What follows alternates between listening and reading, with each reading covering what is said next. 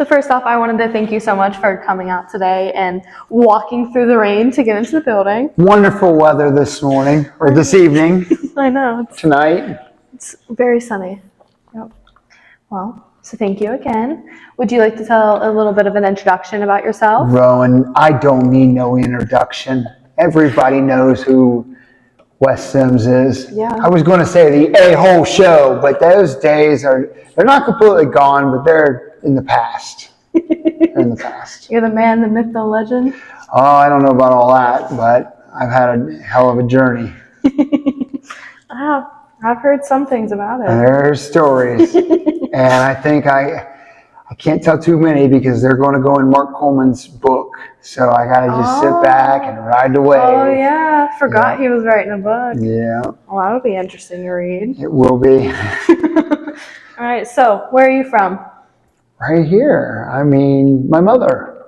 No. I grew up in Amanda, just outside Lancaster, on the farm. Hey, what a story. I mean, I got so much to say. We'd be a while.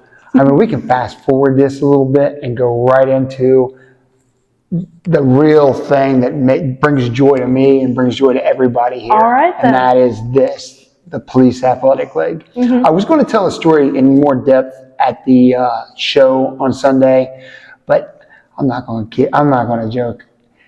I was excited like everybody else. I wanted to see Steve and Evan fight, so I was like, man, I am not going to sit here and hold everybody up. We're going to get right to it. We're going to, boom, get this over with and get to it. But in 2007, I was in the middle of a career. I mean, I was fighting MMA, fighting all over the world, and we were doing shows. We were doing these small shows here in Lancaster, some in Columbus. I had a fighter that asked me, he's like, why don't you open a gym? He said, if you open a gym, I will move in and I'll live there. And I thought, I don't know about this. Well, same time, my buddy Steve Slater that does all the strongman, Steve's old gym, Buckeye Health Club, had closed and had been closed. The people had moved out and it was empty. And he said, it'd be perfect. You could reopen Buckeye Health Club.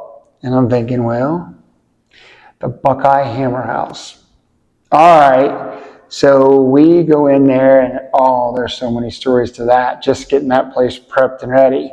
But we opened a gym and I think once we opened, I went and talked to Jamie. I actually talked to him while we were opening and I asked him about coming over to closing his small place and coming over and working out at the gym and being part of ours. He said he would, so he actually closed his little place and moved into ours. 6 months, maybe 9, it wasn't very long. And Derek said, I've got to go back to work. I can't do this.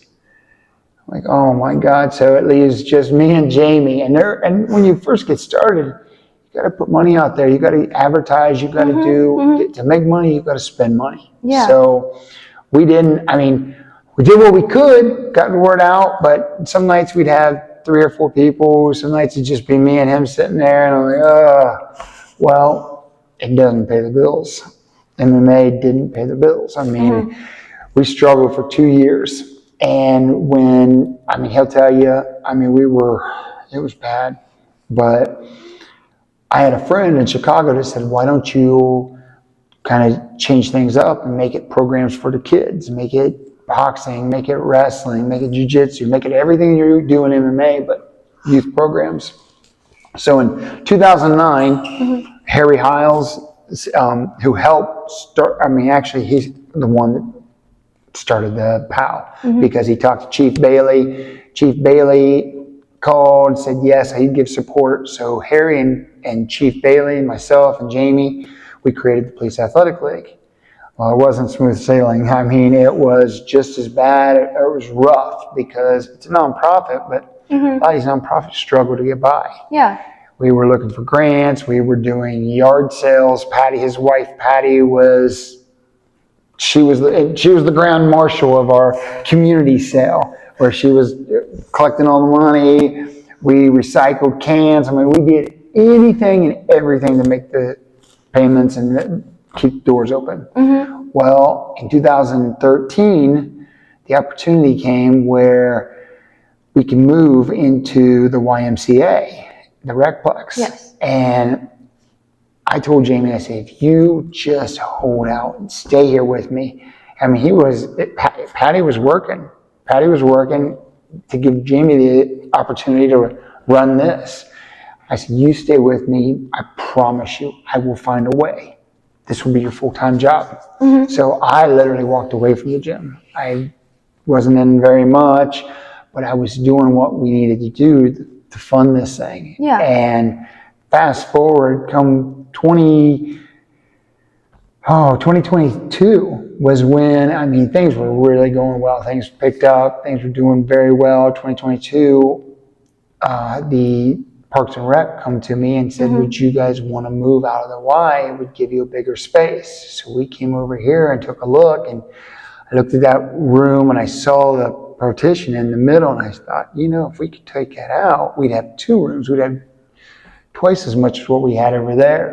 So we moved in here, tore into it, tore the wall out quickly. I wasn't anticipating such a turnout that now we need more space. So Yes, we do have a 3rd room. They've given us a 3rd room on that other side. So this year, before all is said and done, we will have a 3rd room. And how exciting. we were going to put some mats down and kind of we have weight equipment over there. We're going to do some weights, but boxing is what's everybody's come to do. Yes. So I think what we're going to do is another frame and more bags over there. More specialty bags, uppercut bags, water bags, things that kids are really going to like. So long story short, 2007, that thing, we started this baby. 2024, it's flourishing. Yes, it's crazy how so many kids have they'll just pop in. They'll like be standing by the window, and one of the coaches, like Brett or Jamie, will go over and they'll be like, "Hey, have your parents sign this paper and you can come join." And then it's crazy compared to like the old gym to now. Because when we were at the Recplex, like we're in a racquetball room. We were in a racquetball room, so you had to find us in there.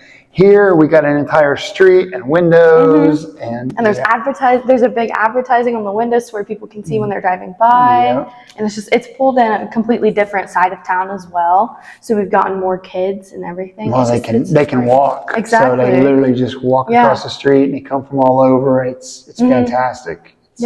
It's what Harry envisioned, and Harry passed away in February. He never got a chance to make it over to see this. I know he's seeing it now, and I know his wife is so proud, so happy. So I love to hear that. It's really good. Yeah. Brett Dean, let's talk about him for a second, because Brett, it was crazy. My girl Wendy has a hair salon, and downtown, Caitlin, Brett's wife, works with her, so they very close. One day they were all talking, and I thought, Brett needs something. I got an idea. I'm going to go talk to him and see if he'd come over here. Because Brett used to box. You guys know that because he's in here all the time now. But I went over there and I said, Brett, we need you. Like, I could really use you in the gym. Jamie's in there running solo. Jack comes in once in a while, Jack Waldron, which he's a blessing too. But Brett said, I'll check it. I'll talk it over and I'll check it out. I think he's hooked as much as he wants to be here as much as you guys want him here. So he's hooked.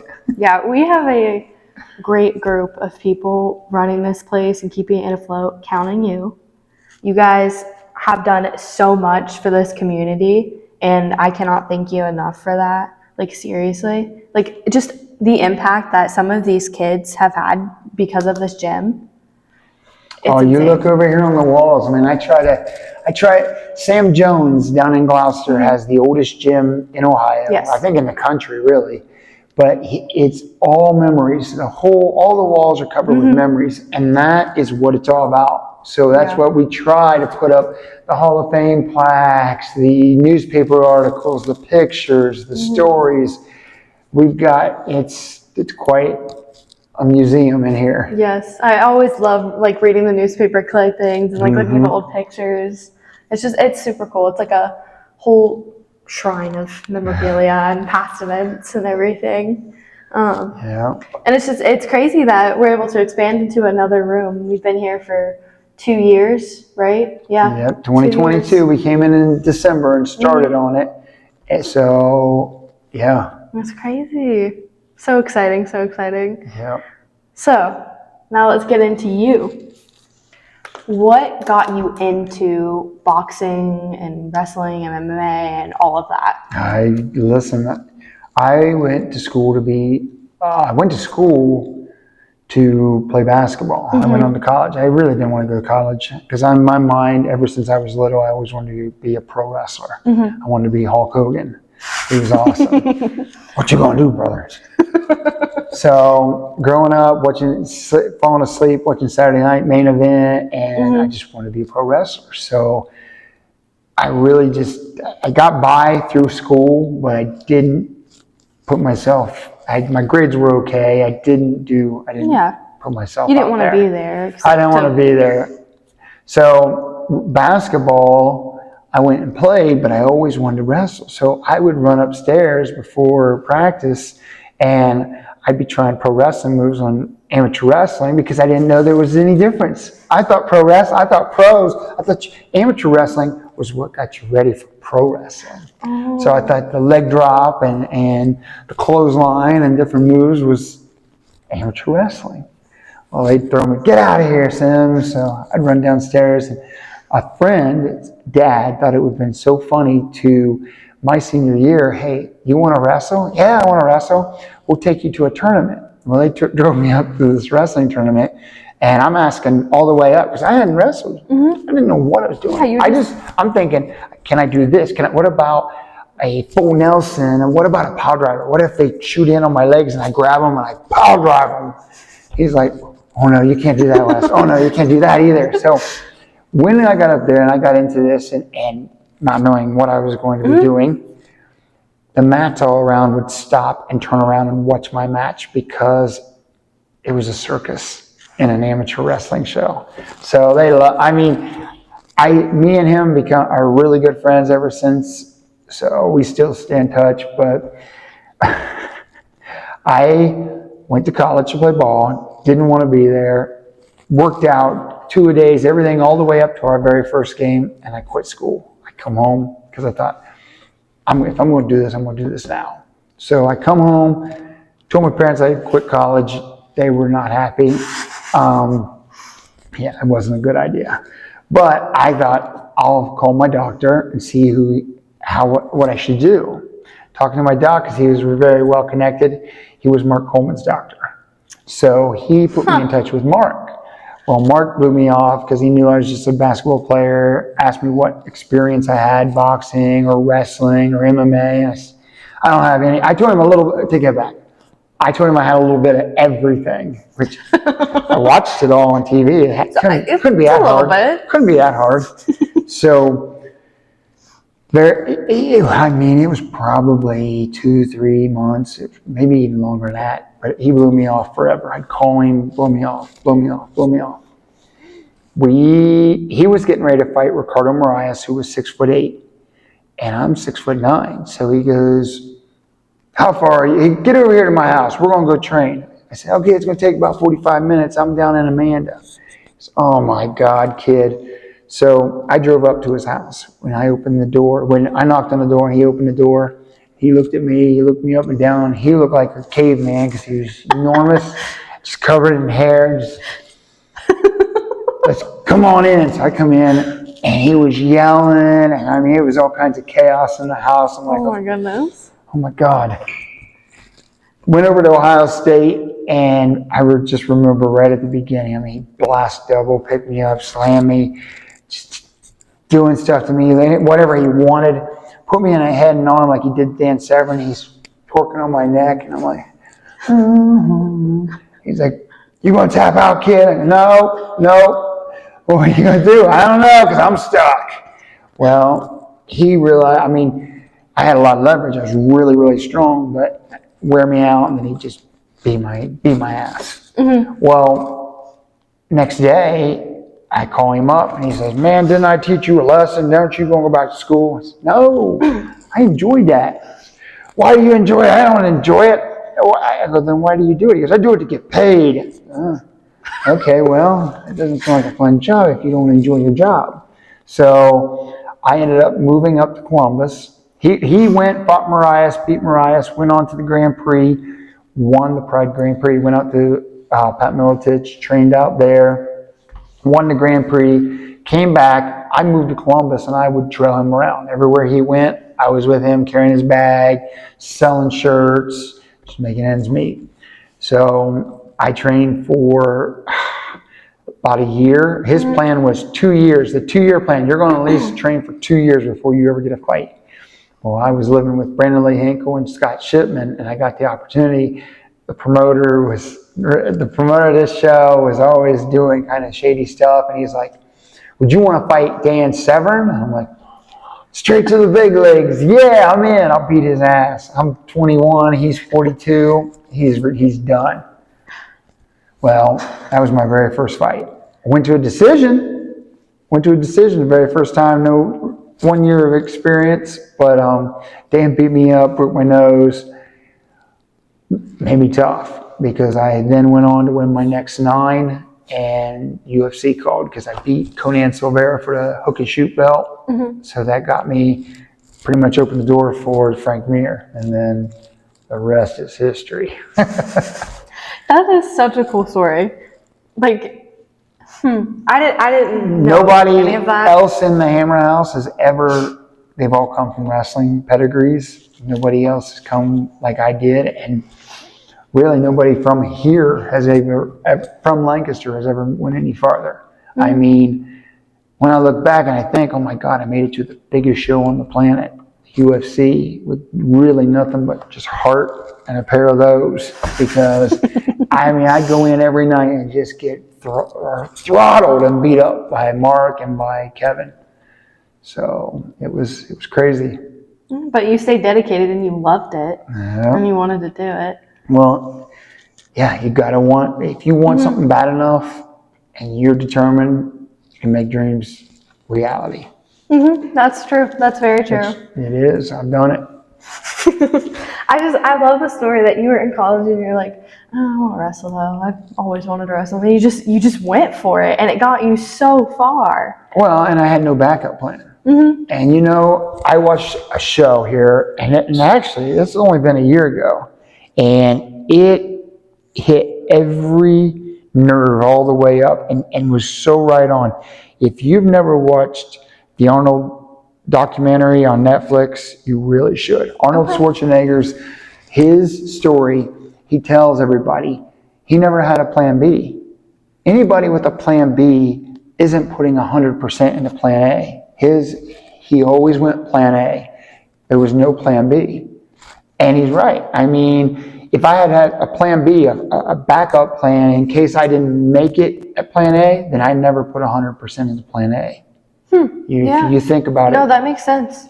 You're never going to, if you've always got a life jacket or a safety net, you're not going to take that risk. So he always had a plan A. And it was all about that. And I mean, that guy's more successful than it. Probably, if you watch that and you see where he come from and where he's made it and been, that's the most successful man I've ever seen. Yeah. Okay. Well, I'd have to check that out. Yeah. It's good. Yeah. And no, that makes sense though. Like if you have a fail-safe, then you weren't putting your all into plan A because you shouldn't need the fail-safe. Right. You shouldn't even be considering it. Nope. It should be all or nothing. Oh, okay. All right then. So you made it to the UFC. What was that like? Like, I'm sure it was like the best thing in the world. Crazy was watching all the videos growing up and then being there when Randleman fought, being there, seeing Mark in Japan.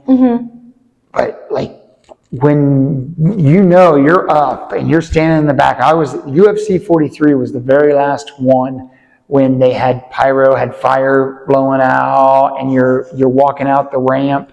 Now it's all, man, being behind that curtain, looking up, watching your highlight reel, and then them calling your name, Bruce Buffer calling your name.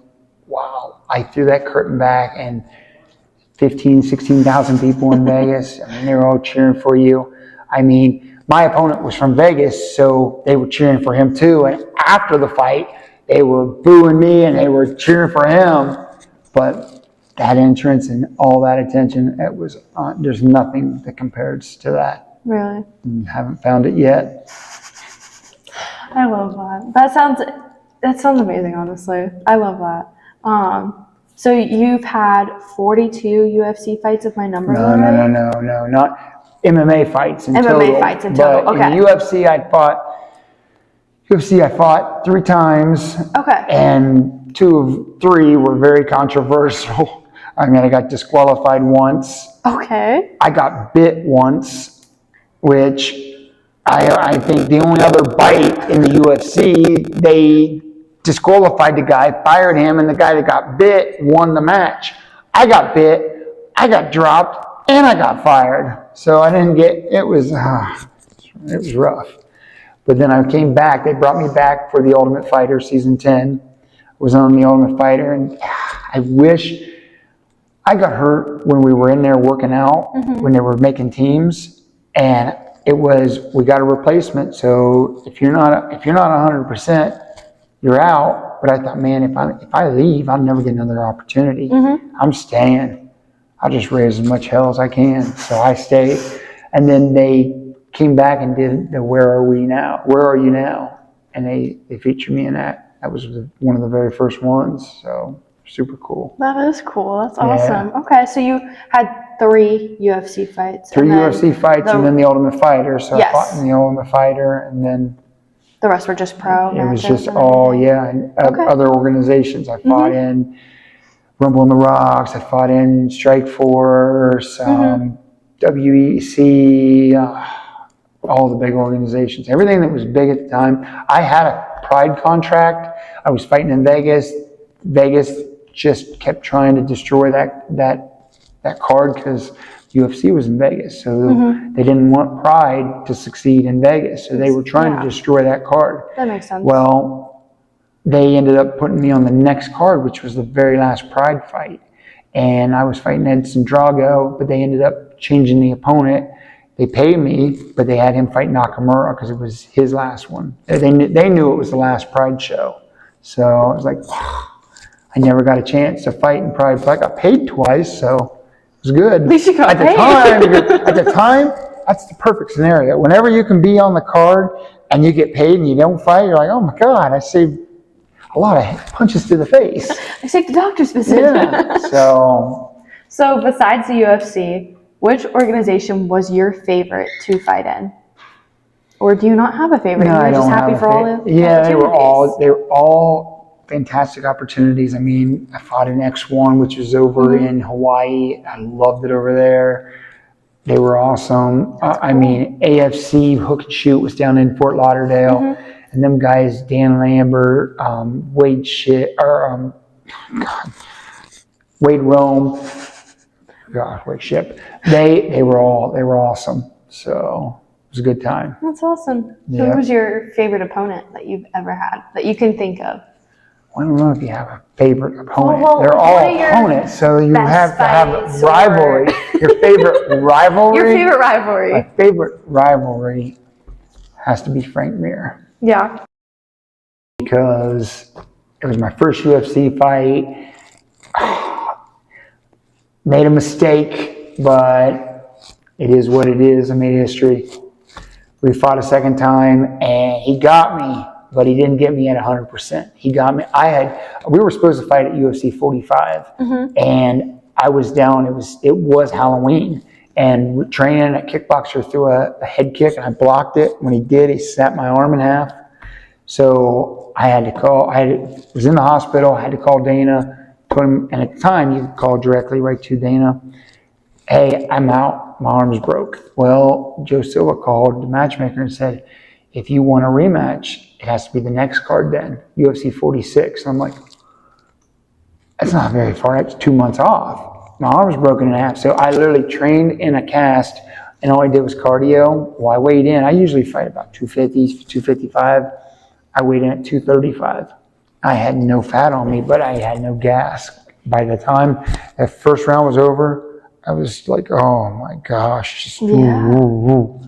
And second round, it was back and forth. He just got me. I stood up. I saw him look at the camera. Look up at the clock. So I went for it. Missed. He nailed me a couple times, woke me back up, hit me a few more, and Big John stopped it. Well, it was still an amazing opportunity, at least. And the fact that you got in the ring 2 months after snapping your arm in half is crazy, and also shows your dedication. That's 2 months after you snap your arm in half. That's crazy. Well, yeah, because January. So almost 3, because January was the fight and it was October 31st or November. Yeah. Was my arm went. But still, even you got to give your time to rehabilitate afterwards. Sometimes you got physical therapy too. They wanted their guy to win. They wanted Frank to win. He was from Vegas. Well, it was good for them, but yeah.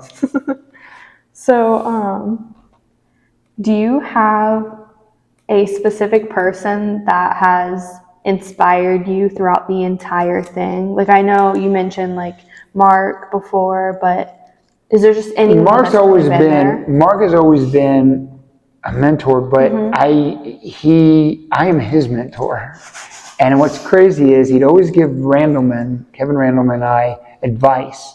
We would take it, but he would never take his own advice. So it always would self-destruct him, but we would learn from it. So, I tell him all the time, why don't you take your own advice? And, oh, Wes, you're OCD, I'm ADD. So. That's funny. Yeah.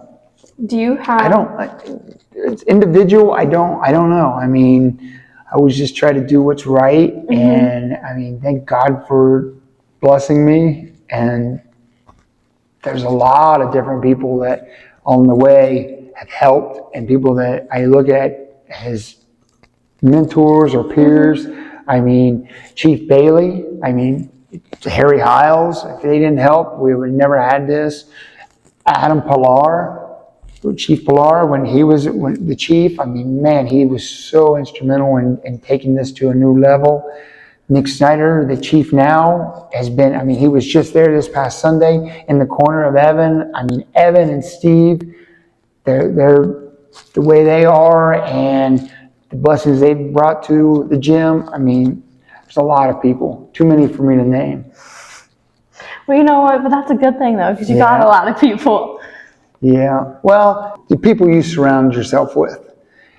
I know a lot of people, and there's a lot of people that are instrumental, but your friends, you show me, I've heard this quote so many times, you show me your friends, I'll show you your future.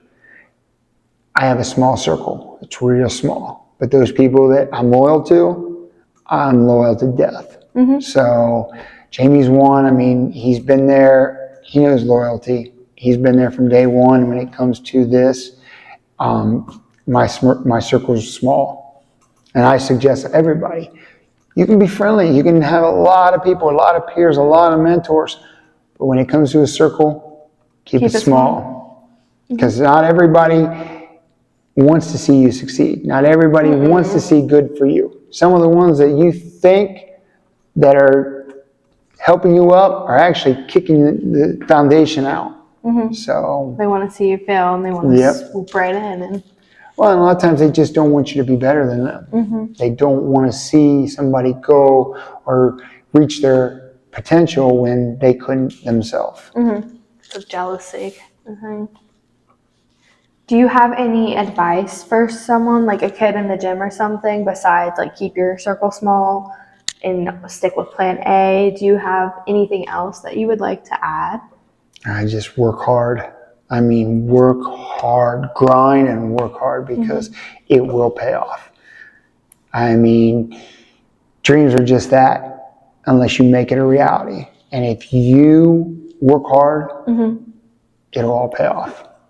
I like that. That's It super will. nice. It will. It makes sense too. Like you can see that. Like it makes People, sense. people that are motivated, people that are successful, look at people that are working. If somebody's successful, really successful, and you are trying to come up in the world and you put the work in and you grind and work and work and work, that person that's successful will see that.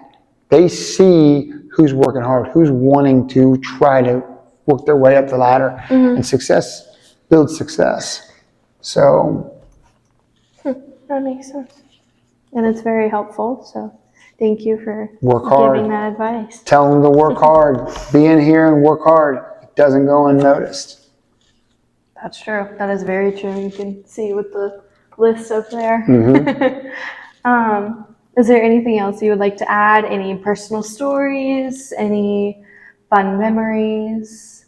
Oh, there's too much. What I'm going to have to do is we're going to have to put together a video tribute one of these days and put all these pictures, because I think memory cards, Jamie has so many of them. There's so many pictures that I don't know what you can fit on what's the biggest plug-in zip drive you can do? Like a USB drive? Yes. Oh, there's terabytes. Yeah, which there's and how many pictures can fit onto one of those? I don't know. I think Jamie has filled one.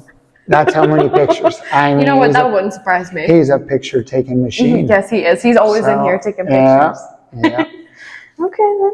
Well, thank you so much for sitting down with me today and telling me all about your life and your stories and just everything that you told me today and shared with me. So thank you so much. I really appreciate it. Thank you. And listen, everybody, check out the book or check out the documentary. It's coming. Okay. All right then. Thank you. All right. Adios.